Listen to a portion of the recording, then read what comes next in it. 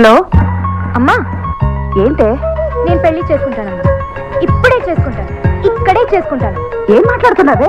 నా ఎదురుగా MBS jewellers hoarding ఉందమ్మా. బ్యాంగిల్స్ ఎంత బాగున్నాయో తెలుసా?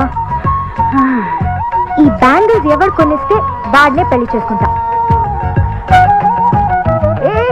అంత పని చేయకు. నువ్వు నీ గాజులు పిచ్చిను, నేనే కొనిస్తాను, సరేనా? ఓ, నువ్వే కొంటావా?